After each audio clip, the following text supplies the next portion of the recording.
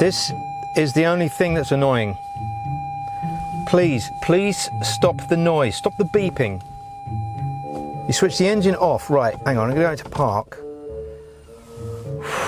I am very excited to present to you the Lexus RX450h. It's a car which I regard to be as the pinnacle car. It's a car that you get when you've done everything else. You've had the classic Porsche, you've had sideways round roundabouts, and all of a sudden you go, do you know what? I just need to wake up, relax, and get a Lexus.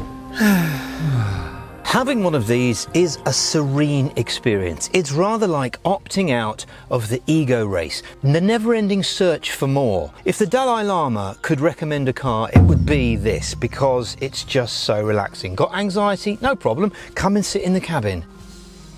See? And it's the same in the back here for the kids. You know, in the old days, you used to take the kids out for a drive so that they would get off to sleep. You don't need to do that. With one of these, you just put the kid in here and then shut the door and go back in the house. Be asleep in 5 minutes. Very lovely quality. Not a lot of room in here, obviously, but we'll come on to that. I do like the way this is damped. This is beautiful, the cup holders. 40-20-40, so skis, all that kind of stuff, snowboard. If you want to do action stuff. There is 2 old-fashioned USBs in the back, and these seats are very clever because they heat up or cool down according to the cabin temperature. That's a feature called Lexus Climate Control. All happens automatically. Of course it does, because this is Japanese, and the Japanese believe that it's not polite to make customers have to change their own heating controls. Okay, I want to show you this. Now, this is absolutely so relaxing. It's the hazards button. Listen to this. That is relaxing though, isn't it? I would listen to that. Sometimes I have to go to London to do a thing and I have to set off at about 3 in the morning. I get to the car park and I drop off. This is the perfect car for that. Put that on. Amazing, isn't it? Anyway, moving on. Here at the front is your super smooth 3.5 V6 petrol engine. They could have got away with a 4-cylinder engine in this because there are cars that are this big, like the RAV4. That's a 2-litre, isn't it? Nope. Anyway, 300 horsepower from there, but you won't be using that because 42% of the time you're going to be driving this is going to be electric. All very tidy in here, isn't it? Don't touch it. All right. This area here is worth a mention because this is smaller than all of the competitors, and that's because it's a hybrid. It does have a battery. But here's a comments quiz. When anyway was the last time you completely filled up your SUV with stuff? And if so, what was it? Comment below because I'm going to enjoy reading those. And speaking of relaxing, oh, one more thing. Has your SUV got thick pile carpet in the back and a metal thing like this? Look at the quality of that. That's more expensive than my watch. Anyway, this is relaxing, look. See? You're not in a hurry, are you, mate?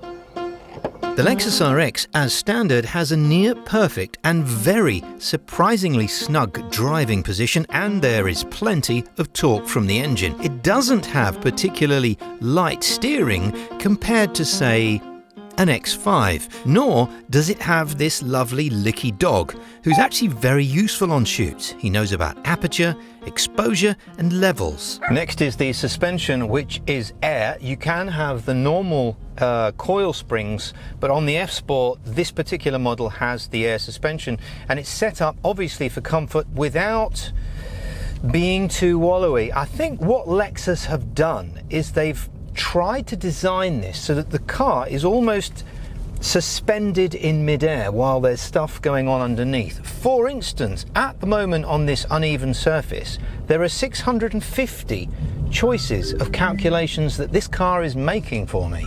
Checking the shut lines here. Always got to check your shut lines.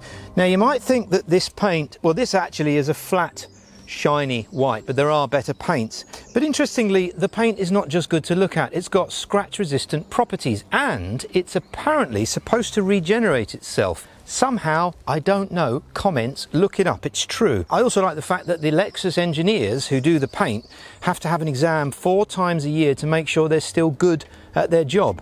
Pressure, isn't it?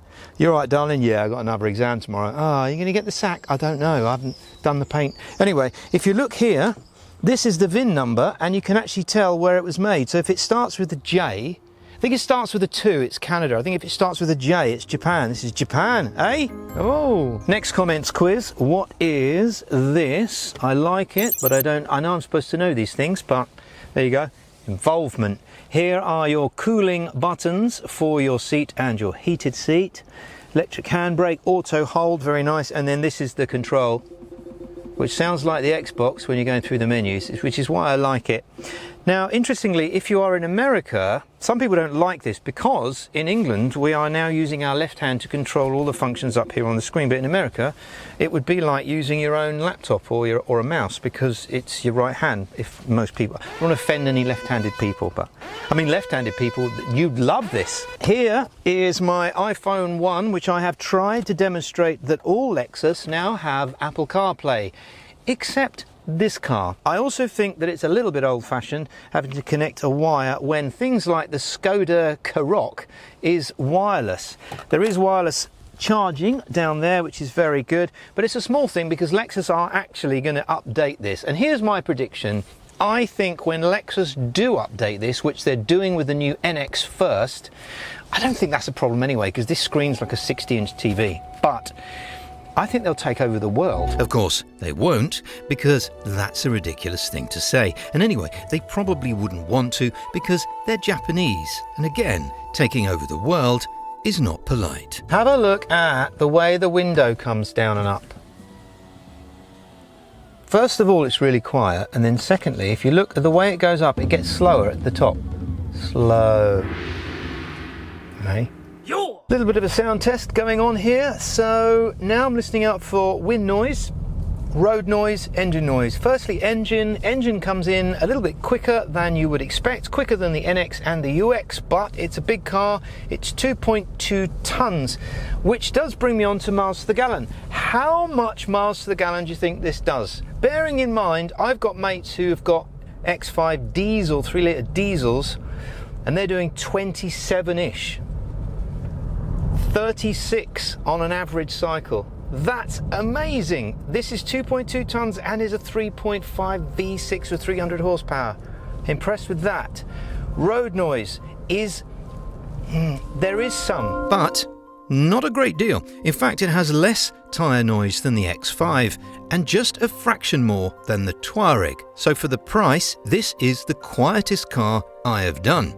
And third overall, just behind the A8 and the VW Touareg on 18s. On to prices, just to give you an idea. So here are the deals on Leasing.com at the moment, just to see where we are. So the cheapest one actually is £488 a month.